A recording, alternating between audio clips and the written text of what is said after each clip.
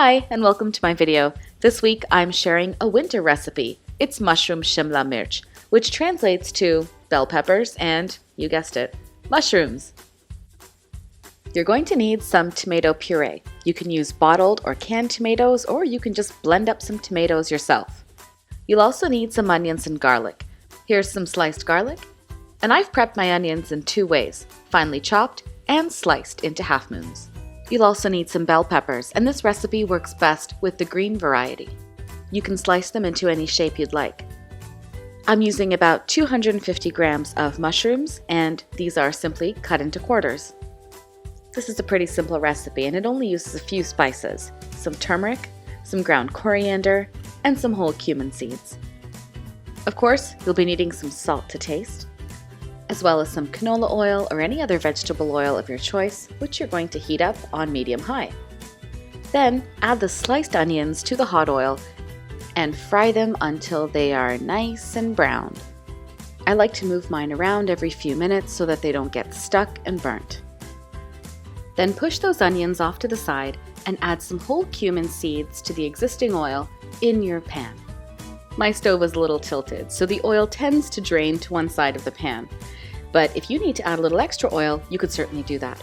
Then add the whole cumin, the turmeric, and the ground coriander, followed by the garlic and the chopped onions. Now combine everything in the pan along with the tomato puree and allow this to cook until the puree reduces to more of a pasty texture. You can add a little salt if you like, and you'll notice after several minutes that some of the moisture does in fact evaporate. Then scoop everything out, put it into a bowl, and set it aside until later. Put the same pan back on the heat and add a little bit of oil to it. There's no need to wash anything out or change the vessel. Add the bell pepper to the hot oil and cook this over medium-high heat for about 3 to 4 minutes. Occasionally push things around so that they don't get stuck or burnt, and eventually you will notice that the green pepper starts to form some beautiful charred marks along the sides.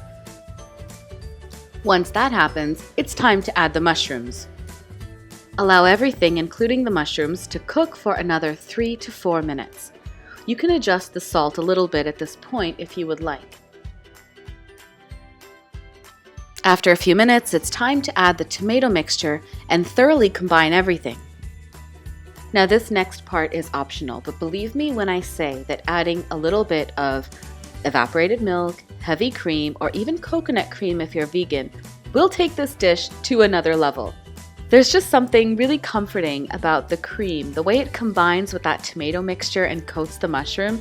It makes this such a beautiful winter dish.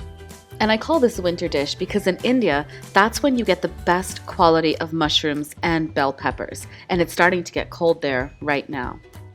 Thank you so much for watching and supporting this channel, and I hope you hit the subscribe button, the notification bell, and give this video a thumbs up. I'll see you next week with another recipe. Bye-bye.